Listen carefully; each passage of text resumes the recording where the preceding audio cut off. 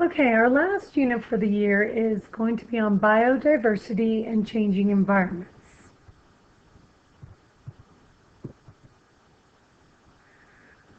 Okay, so our essential question for the day is how do we describe that should be an ecosystem, typo. This goes with learning target 21. Describe the parts of an ecosystem and be able to tell when carrying capacity has been reached. Okay, so an ecosystem is all the living and non-living parts of an environment. That includes birds, grass, insects. Those are examples of living parts of the environment. Water, rock, soil, temperature, those are non-living parts of the environment that make up an ecosystem. So to give you a visual, this would be an example of an ecosystem. You've got living things like the deer and the frog and the fish. You've got non-living things, the water, the sunlight, the dirt and the soil. So that would be an example of an ecosystem. And just so you know, living and non-living, living is also called biotic, non-living is called abiotic. Okay, so ecology is the study of the interactions that occur among organisms in their environments. So ecologists study ecosystems, and they look and decide how individual organisms that form populations, how they interact with other populations in the community. And they also look at how changes to the non-living parts in an ecosystem can affect the living things. And this picture down here is showing you the organization of living and non-living things and how they relate. So if we start off with a single individual, a group of that individual is a population in an area. If you have more than one population in an area, that's called a community. The ecosystem includes all the individuals, populations, communities, plus the non-living parts.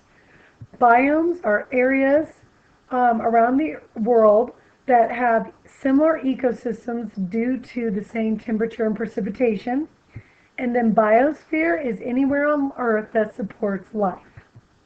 So ecologists study the interactions among all of these parts.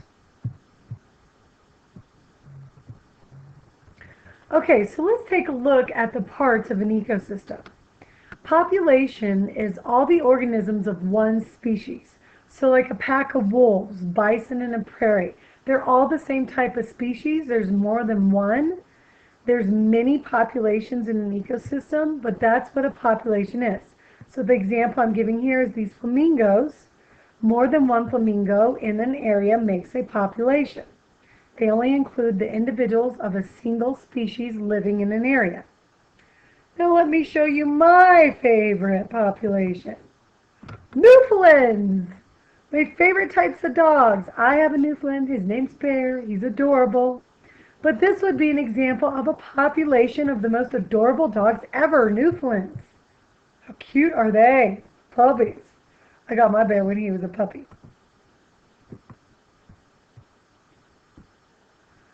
Okay, so now the next part. So now we're going from populations to a community. There are different populations in an ecosystem. And all the populations in an ecosystem is called the community. So with this picture, you have populations of snakes, of a boa constrictor, populations of tree frogs, turtles, bearded dragons. All those different populations are forming a community.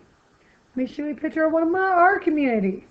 So a community could be populations of Newfoundlands, populations of cats, populations of humans, populations of another type of dog. That's my other dog, Bombay. She's a mutt. But then there's Bear. That's when he was a puppy. He was only about 6 months old there. He was adorable. So that's an example of a community. So an ecosystem is made up of individuals, populations, community. Ecosystem is also a place where we have habitats. This is the place where an organism lives. This is where they get their resources. So a habitat has the resources to support an organism, otherwise that organism won't live there. And remember, I've said organism a lot. I think I forgot to mention this, because an organism is any living thing. So a habitat must contain the resources necessary to support the populations inside a community. So resources are food, water, and shelter. Here's an example of a habitat that provides humans with food, water, and shelter. And then the last part of our target is, after understanding the parts of an ecosystem, we want to identify what carrying capacity is. So in an ecosystem, carrying capacity is the largest number of individuals that an ecosystem can support. So, for example, if you have a population of deer in a certain ecosystem, there's only so much available space that will support grass for the deer to feed off of. If the deer population continues to increase and they start to run out of space and food, then they will reach what is called carrying capacity. And then what happens is the deer population will start to decrease because they're going to run out of resources. Their habitat, their ecosystem does not have enough resources to support that number. So carrying capacity is reached when an organism in a population, that population reaches the largest number that that ecosystem can support. And if the resources become scarce, then the population will start to decrease. So if you take a look at this picture right here with the barrel, what it's showing you is when that barrel reaches the top full with water, that means it can no longer support any more increase in the population. So what starts to happen is you have starvation, accidents. This is with humans, pollution, old age, disease, predation, and that's going to cause the human population to start to decrease, and that's called population losses. Okay, this is an example of if the deer in a forest, the population increases and the ecosystem doesn't have enough resources to support the deer, then they're going to start to starve. They're going to start to die of diseases. There's going to be accidents. They might be fed off predators. And their population is going to start to decrease. So let's take a look at what that looks like on a graph. And you're actually going to play a game where you will create these graphs. So if you take a look at this first graph, carrying capacity is here. So if a population starts to increase and it goes past the carrying capacity, that means that's a number where the ecosystem cannot support any more of a population increase. So the population starts to increase, but eventually they're going to start to decrease because that ecosystem ran out of resources. So when it runs out of resources, that population is going to start to starve and die out and start to decrease. And that's what that first graph is showing you.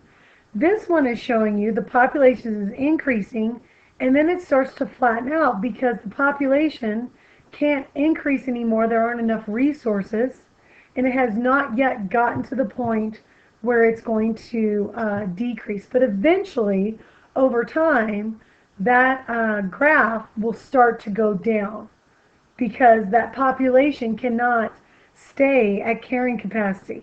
It doesn't have enough resources, so it'll eventually go down. Okay, so hopefully, after listening to the notes, you should be able to tell me about all the parts of an ecosystem. What is a population? What is a community? Describe a habitat. And you should be able to tell me, either looking at a graph or in a situation, when carrying capacity has been reached.